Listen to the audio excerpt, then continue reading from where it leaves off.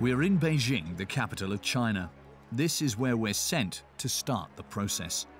In order to go to North Korea, we have to sign up through an agency for a sightseeing trip in one of the most restricted countries on the planet. To be eligible to participate, it is obligatory to complete this form and accept a whole list of restrictions, some of which are completely absurd. Entering the country with a Bible is forbidden. Wearing a t-shirt with political or obscene slogans is forbidden. Bringing books in Korean or about North Korea is forbidden. And above all, it is forbidden to be a journalist. We've had to become invisible online before we sent our request. Donc là, nous sommes à l'aéroport de Pékin. Dans une heure, on va prendre le premier vol pour Pyongyang, la capitale de la Corée du Nord. Le pays est totalement interdit aux journalistes. Du coup, on va se faire passer pour deux touristes. Avec des caméscopes. We are flying with Air Koryo, the North Korean state-owned airline. No foreign newspapers are available, only the official press boasting about the great leader Kim Jong Un's latest missile tests. There are no blockbusters on the screens, just propaganda videos on a loop. After an hour and a half, we fly over Pyongyang, the capital of a closed country led by a 34-year-old dictator who's been terrifying the world for several months. Already, our camera is causing problems. Yes? Please don't take pictures. Please don't take pictures. Okay, okay.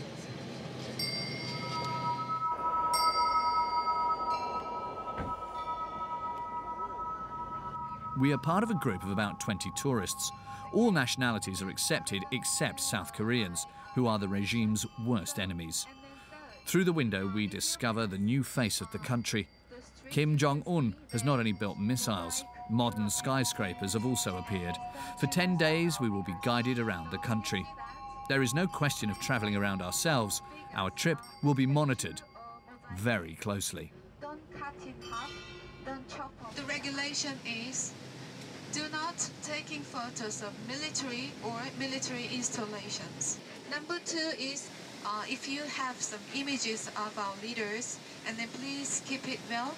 Don't tear it, don't throw out to the waste box, and don't roll it.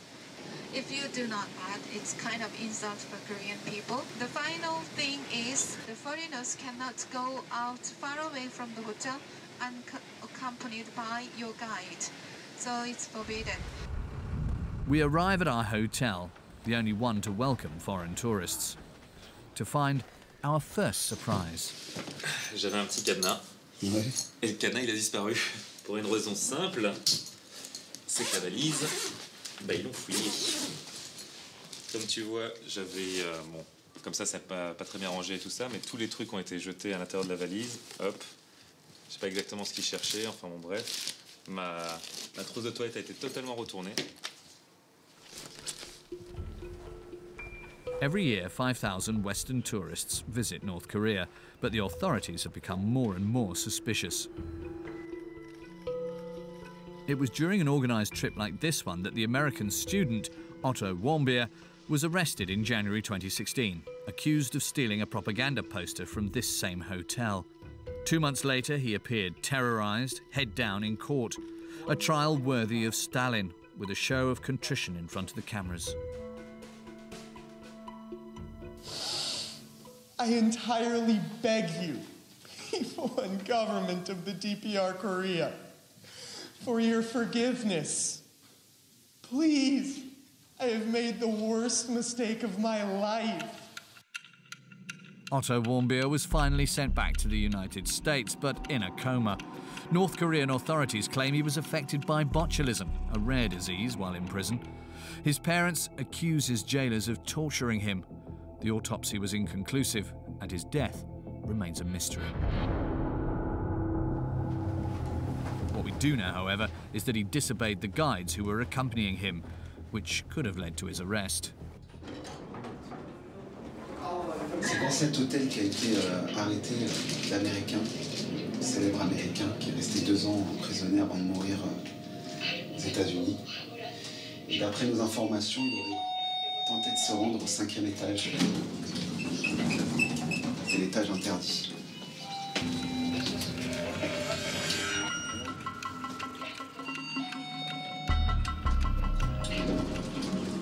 Ok, vas-y.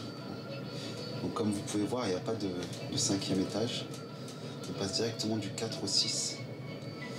Le seul moyen de s'y rendre, c'est par les escaliers. Et c'est complètement interdit. It's impossible to know what is on the mysterious 5th floor, but we have been warned that crossing this line would put us in danger. It's the country full of both fantasies and anxieties. North Korea is one of the most savage dictatorships in the world. Its leader, Kim Jong Un, is a head of state who is both mysterious and whimsical. He cultivates a certain secrecy around himself and never gives any interviews, but he feeds his people with stories of his exploits. Since he arrived in power 5 years ago, his country has never been so close to becoming a nuclear power. Nothing can stop him, not even Donald Trump. If it is forced to defend itself or its allies, we will have no choice but to totally destroy North Korea. Rocket Man is on a suicide mission for himself. During our stay, we will discover what the regime wants to show foreigners.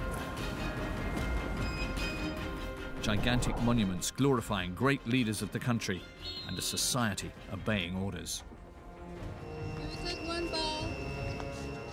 An undercover report where it can be dangerous to get the camera out. We will plunge into a country that is drowning in propaganda, where everything is done to prepare the population for war.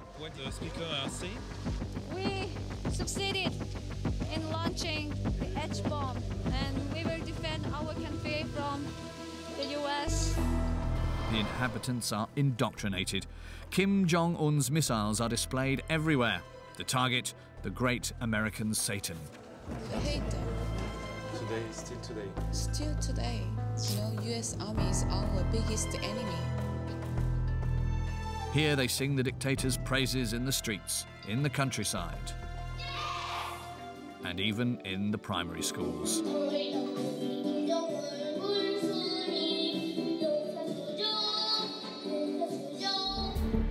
We also went to the place where Kim Jong Un grew up, in Switzerland, where nobody knew his true identity.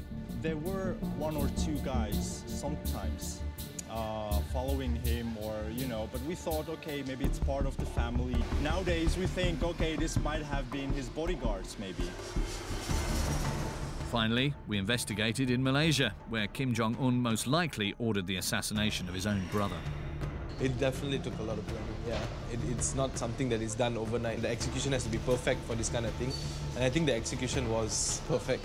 그렇다 보니까 사람들이 많이 조심을 하고 항상 이제 공포감이 더 커지고 있다고 그런 이야기들 좀 들었어요.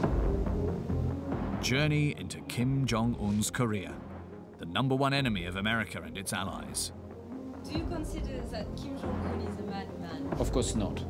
He is very smart, realistic, extremely pragmatic person, and probably the greatest Machiavellian currently in operation.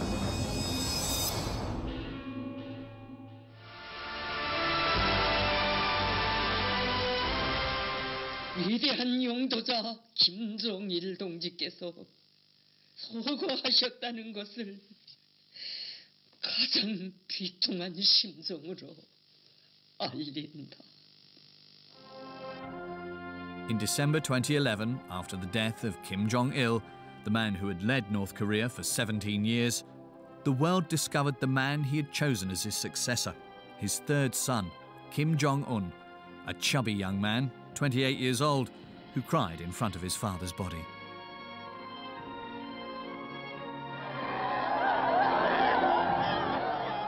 State television captured the distress of the North Korean people.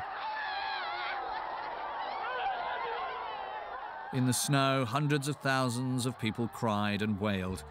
Outrageous scenes of grief filmed close up by cameras of the regime.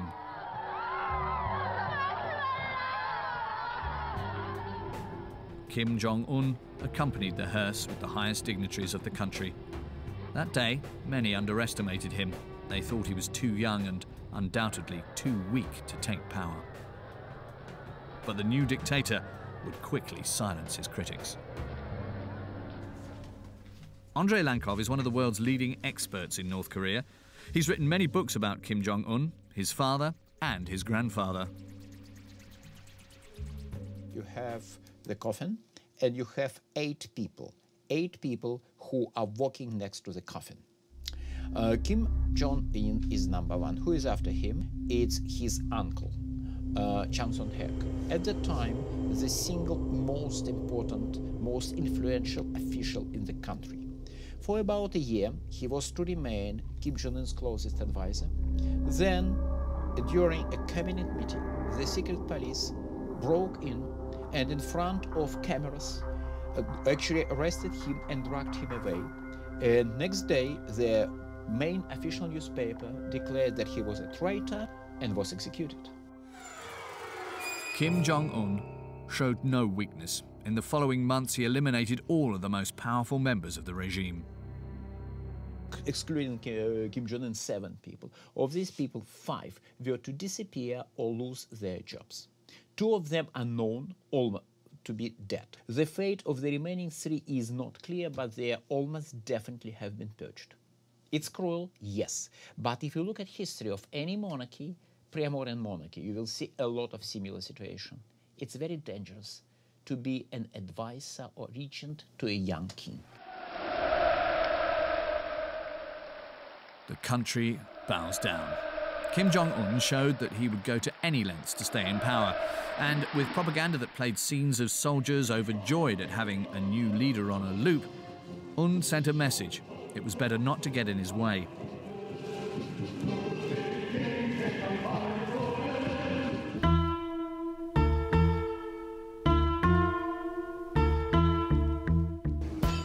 The first step in a trip to North Korea is to pay tribute to the country's former great leaders, Kim Il-sung and Kim Jong-il, the grandfather and father of the current leader, Kim Jong-un.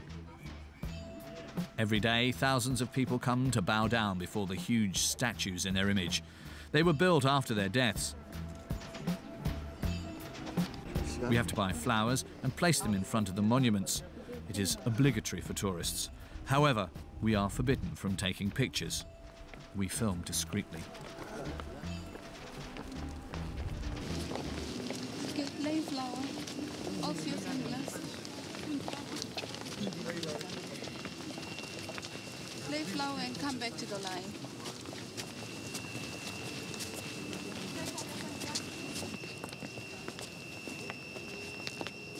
May we take one bow? After we have bowed, we're allowed to film the statues, but again, there are instructions to follow. Several guides accompany us the entire time.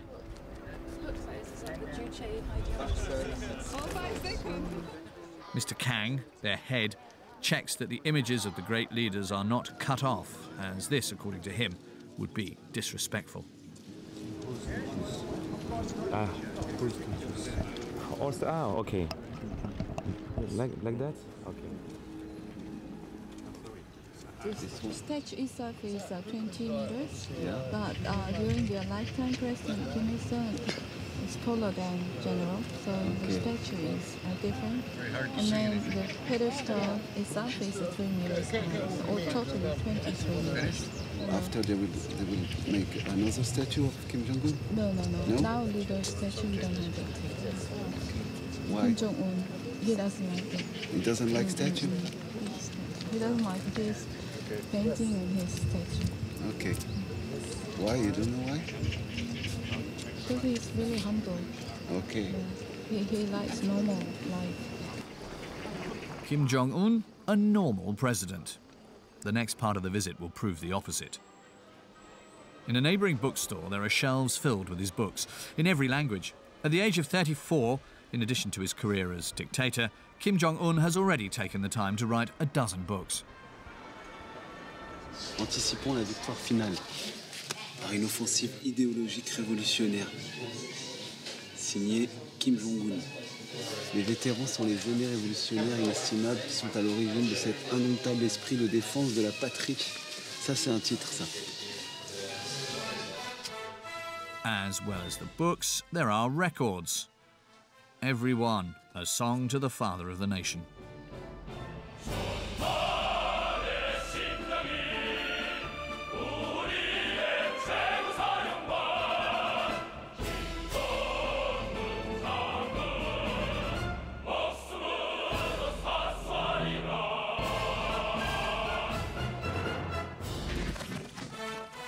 Kim Jong Un, like his father and grandfather before him, is entitled to the daily honours of propaganda. The great leader is also a great horseman.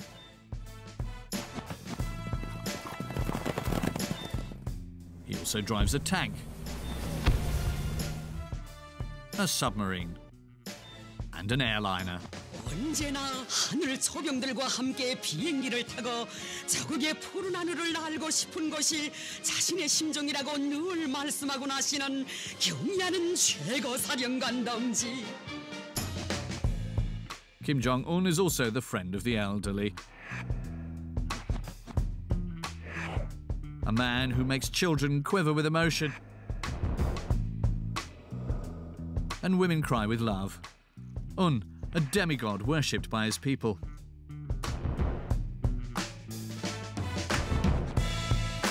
However, everything led to believe that his style would be different from that of his predecessors. He was educated partly in Europe, far from North Korea.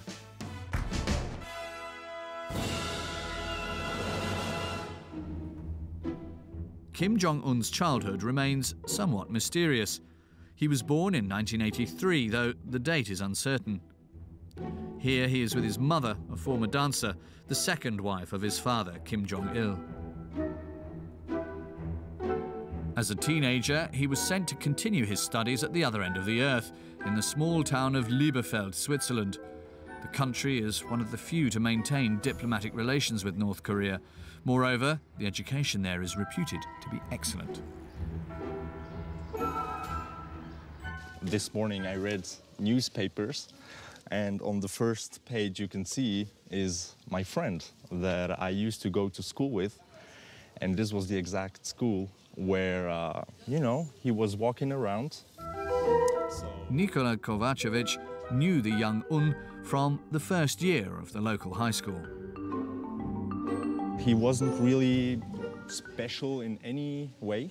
He used to run around, he used to be very open, actually. I do remember him talking High German quite well.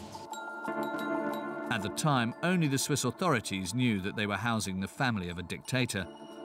Un moved to the country with his brother and sister. Here is their entry document to the country. The three children kept the first names, but their surname, Kim, was changed to Pak. So Kim Jong-un was called Pak Hun. His true identity was never revealed during his stay. Even his friends didn't suspect anything.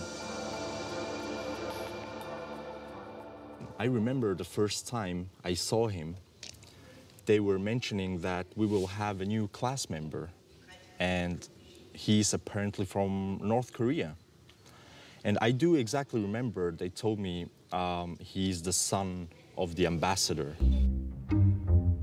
Later, the Swiss newspaper Sonntagszeitung ordered an anthropometric study comparing the face of the young boy and the current dictator. There's no doubt it's the same man, a few years older and a few kilos heavier. In Switzerland, he could not arouse any suspicions, even if his life didn't always resemble that of an ambassador's son.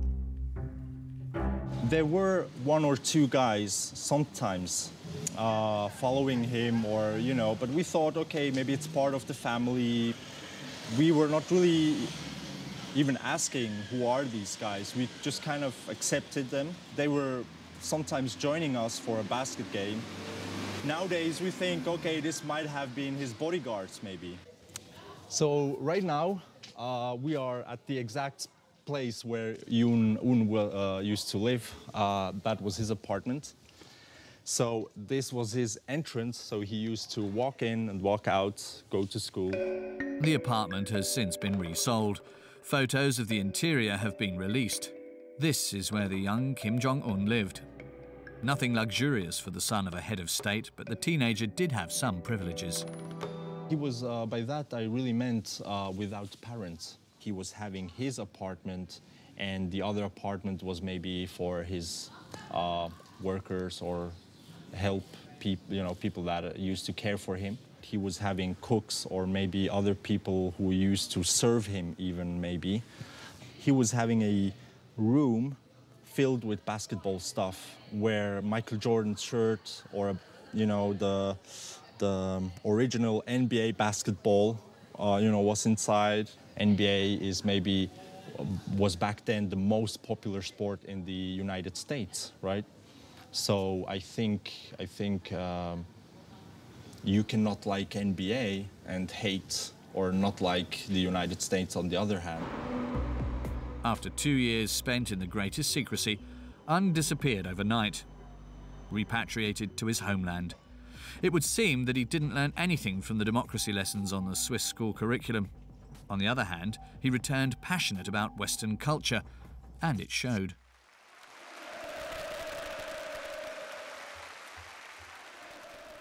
In July 2012, a few months after his accession to power, Un appeared as his father and grandfather never had. He attends a concert in Pyongyang accompanied by his wife. In North Korea, the first ladies had always remained invisible until then.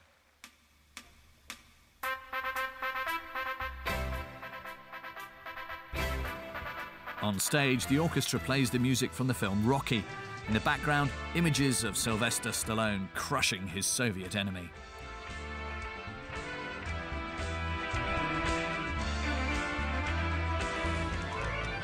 The highlight of the show, Mickey, Minnie, the Seven Dwarfs and Winnie the Pooh, symbols that couldn't be more American.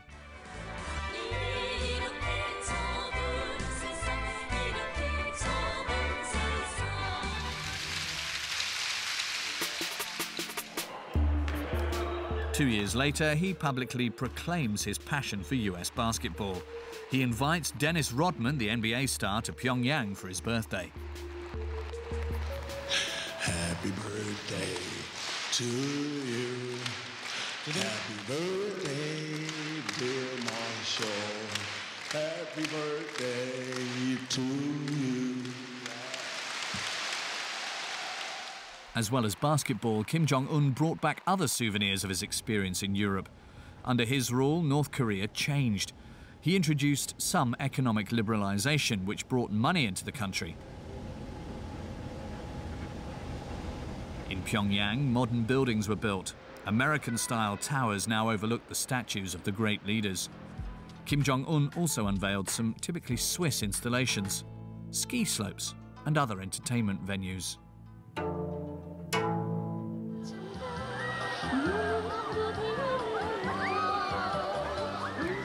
C'est le parc d'attractions le plus récent.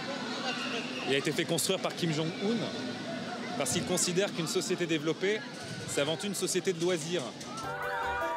Theme parks have opened and also amusement arcades.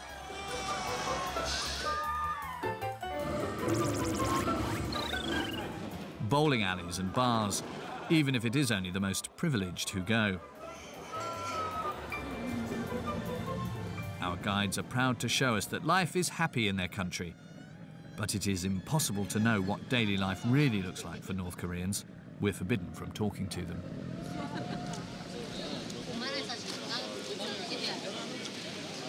Toujours sous la surveillance. Voilà, le monsieur à ma gauche, là, c'est celui qui nous surveille avec le plus de vigilance. C'est le chef des guides. Mm-hmm. OK. James, let's go. To find out what is hiding behind the dances and the outward smiles, we have to go to a neighbouring country, where speaking isn't a crime. We're in Seoul, the capital of the biggest enemy of North Korea, South Korea. In the country, there are 30,000 North Koreans who fled the neighbouring dictatorship to seek refuge here. 안녕하세요. 이쪽으로 앉으시면 돼요. 네, 가방 이쪽에 둬도 될까요? 네, 감사합니다. Choi Soo-yang, 26, secretly left Pyongyang in 2014, 2 years after Kim Jong-un took power. She tells us that nothing has changed. She's taken part in several television shows that report on life in the north. On the air, along with the hosts, she mocks Kim Jong Un's politics. 그 식생활을 좀 개선해보려고 김정은이가 군에서 콩농사 열풍을 되게 세차게 불러일으키라고 그러거든요. 콩농사? 네, 콩농사. 네, 그러면서 우리 남한으로 말하면 국방부 장관이죠. 네, 그런 북한군 청정치국장한테 당신 청정치국장이 아니라 군인들 속에서 콩정치국장이라고 불릴 정도로 콩농사에 대한 그런 네.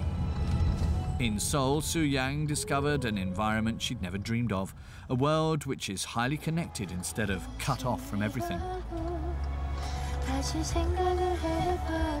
북한에서는 개인이 자가용을 소지할 수가 없고 차 운전이라는 걸 이제 꿈도 꿔보지 못했습니다.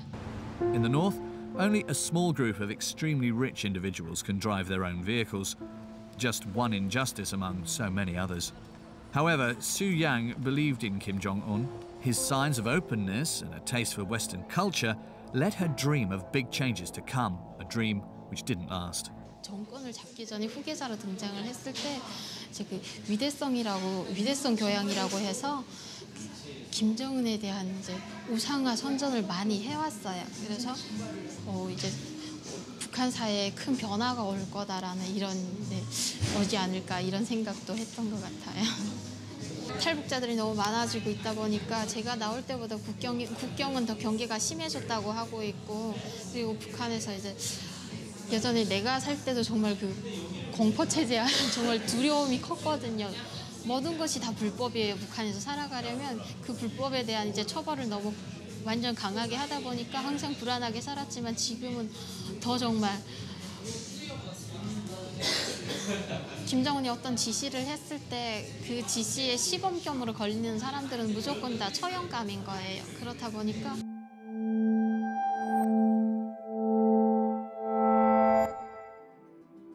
Kim Jong-un eliminates anyone who gets in his way.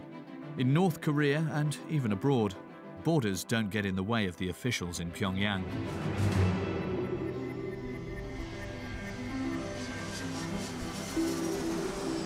We are in Kuala Lumpur, the capital of Malaysia. It was here that one of the most memorable assassinations of recent years took place. Kim Jong-un is reported to have had his own brother, Kim Jong Nam, killed. Nam was the first son of his dictator father. However, it wasn't him who was chosen to take power.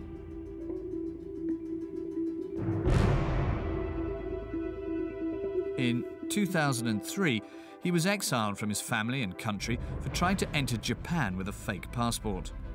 After that, he lived between Macau and Malaysia. On the 13th of February last year, he was getting ready to take a flight at the international airport. He can be seen on these video surveillance images in a grey suit jacket with a bag on his back.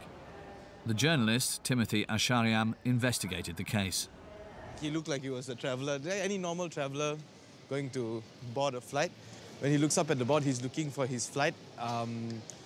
It's probably about 10 seconds, he looks at the board, and then he heads over to the kiosk counter to check in, the self-check-in.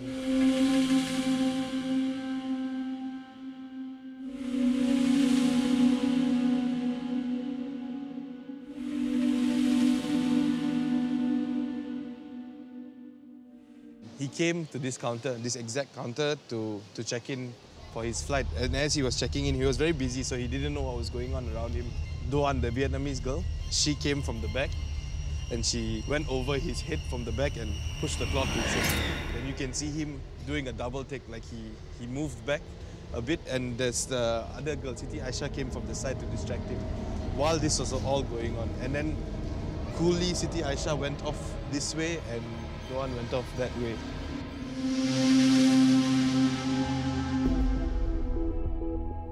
The scene is filmed by two different cameras. Here we can see the young woman who runs her hand over his face from behind.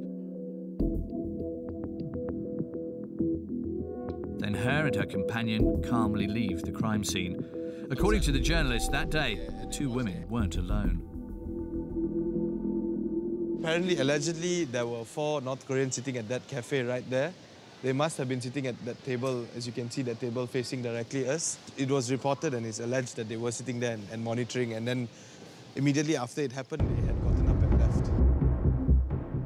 Kim Jong Nam doesn't know at this point that he's been poisoned. The chemical doesn't act immediately, and after the attack, he doesn't appear weakened. The doctors later discover that he had inhaled VX nerve agent, an extremely powerful neurotoxin. A single dose and death is certain. Worried, Kim Jong Nam goes straight away to an information desk. He's then taken to the police. On these images, we see him reenact the scene. The policemen take him to the airport's medical center. He starts to feel unwell.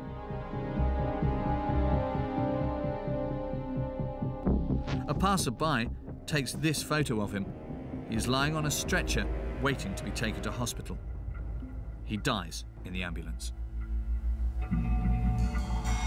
It definitely took a lot of planning, yeah. It's not something that is done overnight. It's a lot of planning, a lot of execution. The execution has to be perfect for this kind of thing. And I think the execution was perfect. For this perfect murder, everything points to North Korea, which is one of the only countries to possess the VX poison. The 4 men who were watching the scene managed to get away, but the 2 women who carried out the attack were arrested.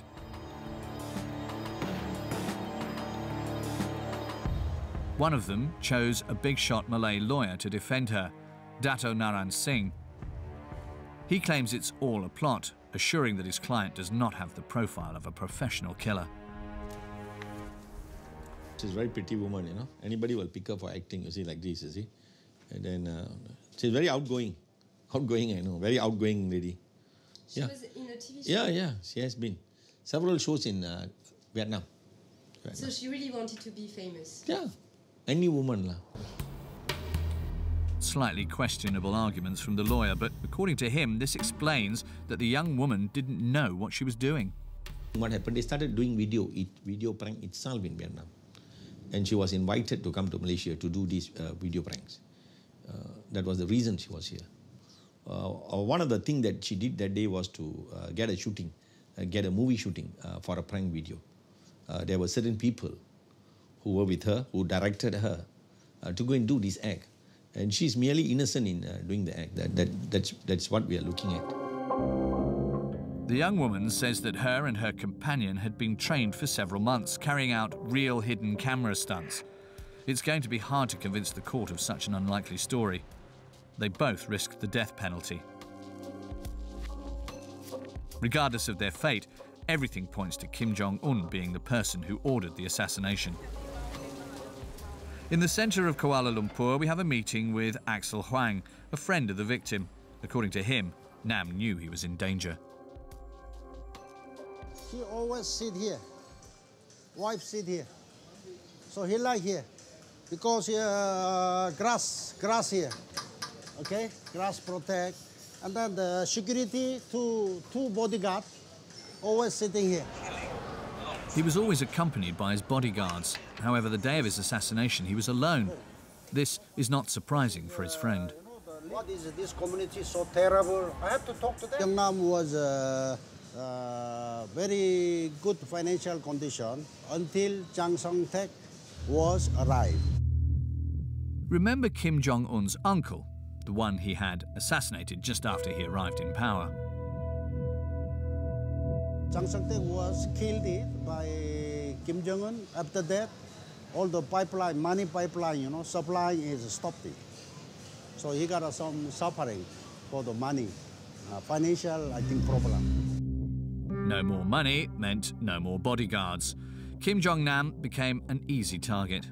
Yet he still criticized his brother and the regime in Pyongyang. According to his friend, his fate was sealed. 2012, already Kim Jong-un trying to kill, order already, trying to kill Kim Jong Nam. In North Korea, internally Kim Jong-un have one big problem is Kim Jong Nam, because his blood is no original blood. You understand? So Kim Il-sung here, Kim Jong-il here. But next one is who? Kim Jong Nam. Why? Because elder son, elder son. That's why he finally decided to kill him. After the assassination of Kim Jong Nam, Kim Jong Un laid low. From then on, he was the only one left with claim to the Kim legacy.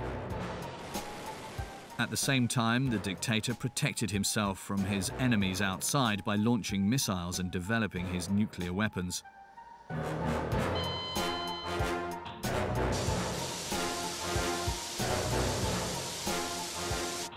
Nobody can touch him. That's what he hammers home in propaganda clips like these, broadcast on state television.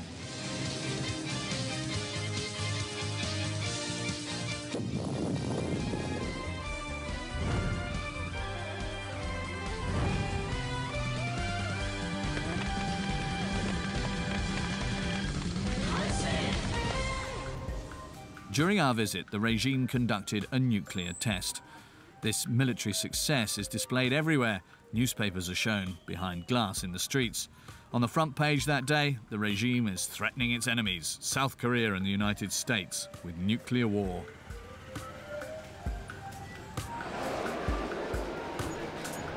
Même chez le coiffeur, il y a des affiches de bombes atomiques qui déchirent le drapeau américain.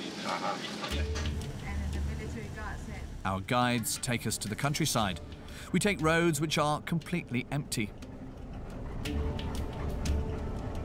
Sometimes we see large blocks of stone intended to block tanks in case of an invasion. Our destination for the day is a farm. It has 1,867 farmers here. The total population of this area is about 3,043 people, and also it has over 1,000 families. Inside the farm is a statue depicting the abundance of the country. It was built in 1997, during a famine that caused hundreds of thousands of deaths in the country. Donc chaque visite qu'on fait, en fait, elle a un objectif précis. On est vraiment dans un voyage de propagande. Et ici, c'est une ferme modèle. L'objectif, c'est de nous montrer qu'il y a à manger en Corée et que la famine, elle est loin. During our visit, it's impossible to see the workers close up. Everything is done so we don't meet. This is a farm? Yeah. But there are no farmers. I said it is too hot. Too hot. Okay. They are under shadow. Okay, okay. We can't see the farmers. On the other hand, we can hear what is broadcast all day over the loudspeakers that are placed all around the farm.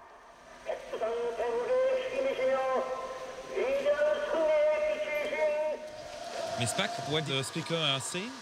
We succeeded in launching the H-bomb, new kind of H-bomb. So we will produce more developed H-bomb, and we will defend our country from the US or something like that. The missiles are everywhere, at the farm but also at the stamp museum that we visit. Cette série-là, c'est pour célébrer le lancement du missile intercontinental qui est passé au-dessus du Japon. Et là, on voit Kim Jong-un qui jubile, avec le poing comme ça. Et là, on voit les missiles. Voilà comment on envoie un courrier en Corée. It's the same when we go to a primary school. Our school is well known throughout the country as a model one. We've done a lot of things to realize the educational idea of the respect by Kim Jong-un and implement our policy for education. This is functional control system. We've made all the classrooms was intelligent. We are directing and controlling all the teaching here. For example, you can see how many students are absent today here and can visit adolescents not to go to their classrooms. In this school, where both pupils and teachers are closely watched, we're shown a model of education, Kim Jong-un style. The children who play perfectly at football. Perfectly at table tennis. Little girls who perfectly master their dance steps or gymnastics. And who sing with a smile in their English lessons.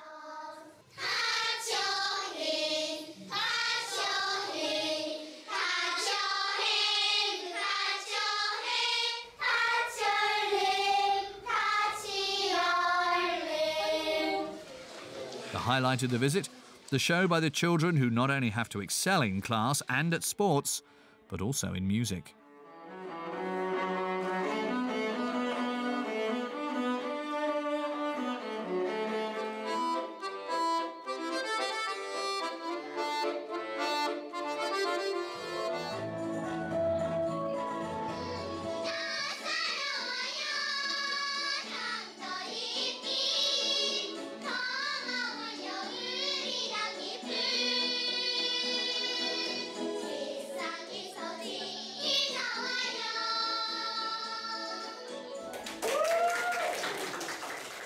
But behind the smiles which never leave the children's lips, the propaganda is always present.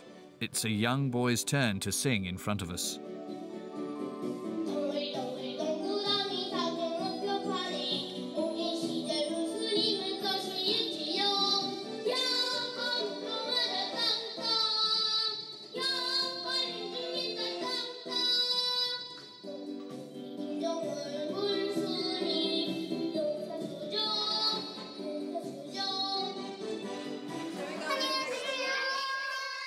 The great leader at the heart of their education, even in the science classroom. At the middle school, our school children are learning the subject called nature. These two places shows the places where the satellite were launched. Man-made satellite for weather. Weather satellites which look a lot like Kim Jong Un's missiles. In the corridors, the posters are less ambiguous. Always missiles. Même dans l'école primaire, il y a And the children's education goes beyond the confines of the school. Later, we are taken to visit one of the most popular museums in the country, the Museum of American War Atrocities in the Sinchon region. A huge building built at the request of Kim Jong Un in 2015 to pay tribute to the victims of a massacre during the Korean War, which led to a total of 3 million deaths, of which 2 million were civilians, from the north and the south.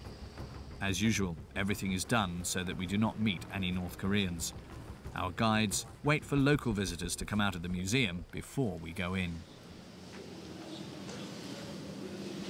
Marshal Kim Jong-un said, we don't have to forget, all of our people's miserable life at that time. So we have to renovate a newly built new museum, and the new generation have to know that, of our people's miserable and then the U.S. Army's brutal behavior. The museum describes how the American Army attacked the population of the region for nearly 2 months in 1950. According to the North Koreans, over 35,000 people were killed. However, according to independent historians, if there was indeed a massacre, we do not know the precise number of victims nor who was responsible for the killings. It's impossible to know if the facts reported here are accurate. The photos, paintings and reconstructions spare no gory details. Everything is accompanied by dramatic music and the cries of children from the loudspeakers. They hold back the lady's 2 hands and they put the wooden stick between their legs. They use dogs to bite people. How brutal they are, cut her breast down and then they pour gasoline to her body and they set the fire. The U.S. Army, they bind the rape into the whole body of the newborn baby and they use as a football and they kill them.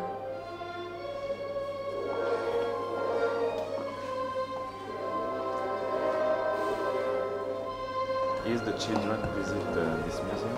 Yeah, children, primary, secondary, and adults. But it's very harsh and harmful pictures for children. Even children, they are, when they see that picture, and they say, we will always fight against the U.S. Army, they say. Shall we move? Visiting this museum is obligatory for all school children in the country from the age of nursery school. The United States accused North Korea of spreading propaganda about the massacre. According to Washington, the accusations against the American army are false. We ask our guide. Just did the United States recognize this massacre? She does not appreciate the question at all. Okay, question. What about you think about all of these things? Is it real? You think it's real, or is this liar? It's bullshit, or it is real? What do you think? And what about your opinion? My opinion, I hate them. Today, still today? Still today, they are still U.S. Army. You know, U.S. Army is our biggest enemy of this country. We leave the museum, but our guides want to maintain the ambience.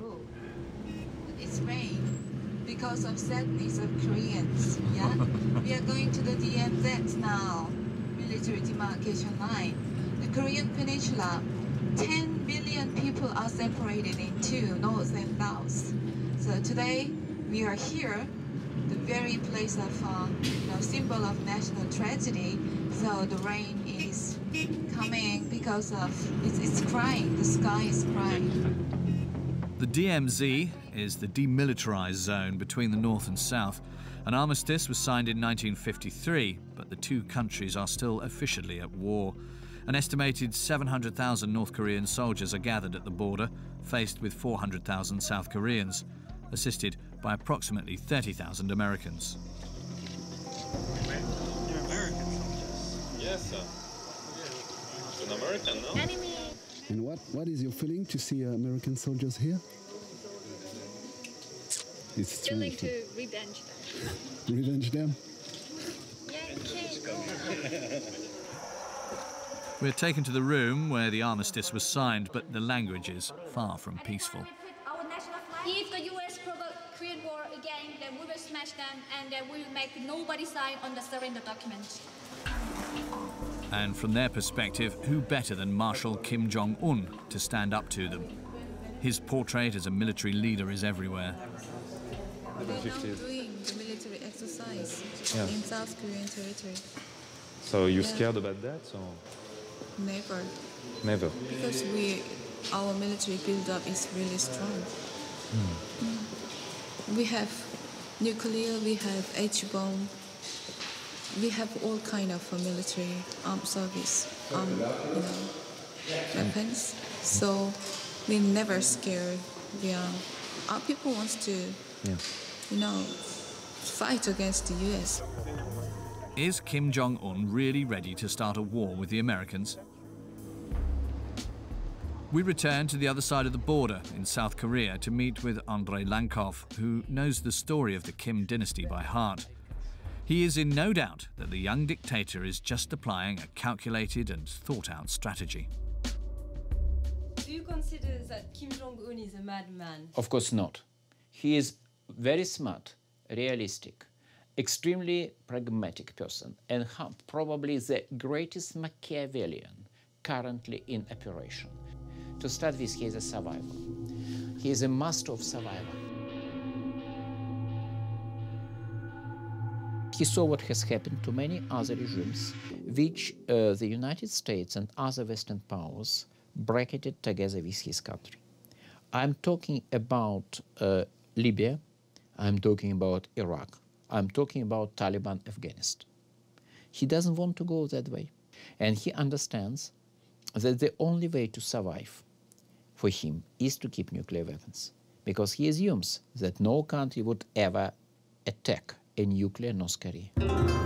According to Andrei Lankov, Kim Jong-un would be unstoppable.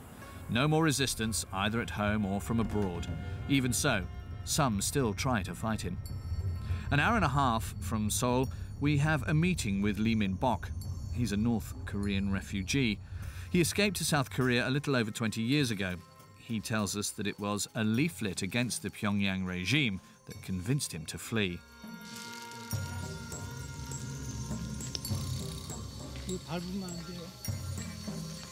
Mr. Lee is one of North Korea's biggest enemies. There is a price on his head. 풍선 제작을 하는 거예요. 여기다 이제 수도가스를 내가지고 삐라를 달아서 날린다고. 자, 이거 삐라, 이게 전단이에요, 이게. In the bags are slogans against the regime, pages of the Bible which are forbidden in North Korea, and anti-Kim Jong-un films on USB keys. 2 men are with him from the South Korean police. 그 경찰이 여기 있으니까. 아, 이민복 씨 북한 로스 코리아 테러. 6명이서 2명씩 24시간 매일 어디를 가든지 항상 있어요. 서로 그분들 마음이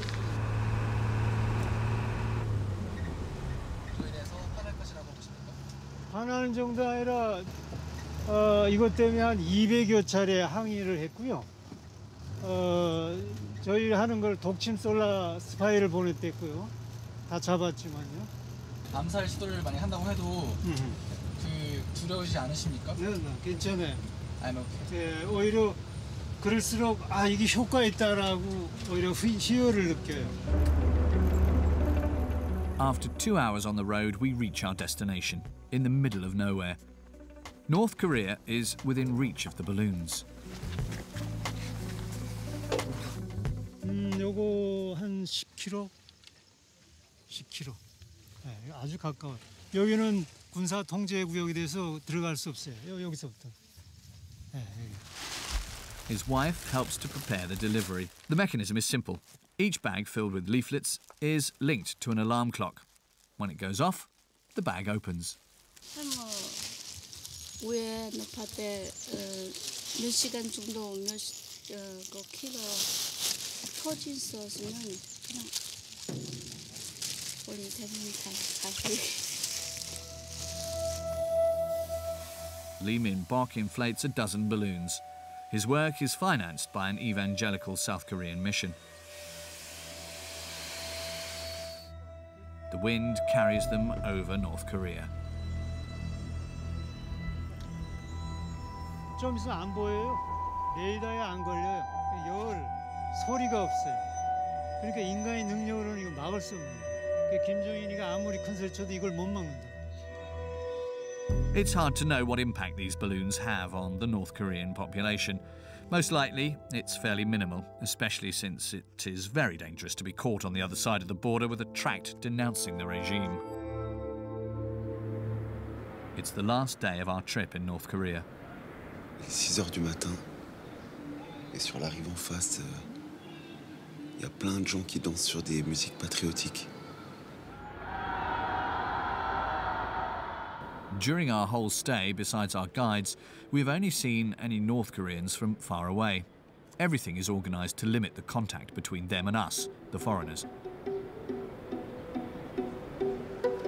They're not allowed to leave the country and they can't communicate with the outside world. Is it possible to send a mail? Send a mail, possible. Yeah? Where is it? Which country? France. France? Yeah. We film discreetly. For my mom. Je dois remplir un formulaire. 근데 이거 9월 말. Okay, I have to. 카트린이 떨어진다는데. Okay, France. The internet network is practically non-existent in North Korea. Around 0.5% of the population have access, and only the richest and the most powerful. But it is still being monitored. So there is internet here? Nothing. Nothing? Nothing. Only email. Ah, ok, il y a que les emails. Ok. Not Google. Huh? Google, no. Google. No. Okay. Yeah. Okay. Yeah. Okay. Je pense qu'elle connaît pas. C'est un des seuls endroits du pays où tu peux envoyer un email en fait. Ok. Can I can... Okay. Donc là, le mail va partir, mais de la boîte mail de l'hôtel. Autant dire que faut pas écrire n'importe quoi. A simple email scrutinized by the hotel employee. Salut maman, je t'écris depuis la Corée du Nord. The text will be read before being sent, no doubt. Yeah, send. I send. You? Ok, c'est elle qui l'envoie. Donc It's okay? Okay. C'est ok. Là, je dois laisser comme ça et c'est comme... OK. Comme ça. And the huge majority of North Koreans don't even have access to this little window to the outside world. Today is a national holiday. Dances are organised everywhere in the streets.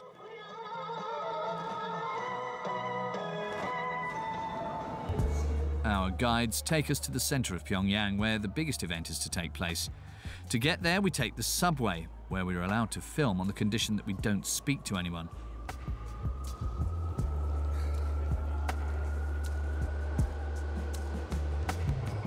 We can only briefly see the North Koreans, who are submerged in propaganda. Posters to the glory of the party, portraits of the great leaders on the walls.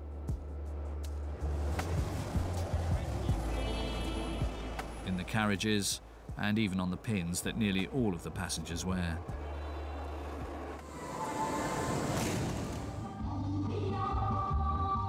The grand finale of the day and our journey in the country is the celebrations of citizens who say they are just like any others. It was Kim Jong Un himself who developed tourism when he arrived in power. He recently declared that he wants 2 million foreigners to visit the country each year between now and 2020. 20 times more than currently.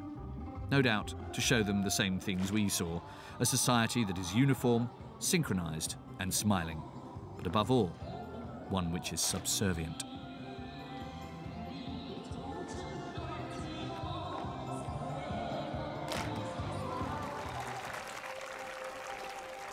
When the music stops, the square empties in a few seconds. The citizens were probably just actors. Here, even on a day of celebration, it remains a society under control.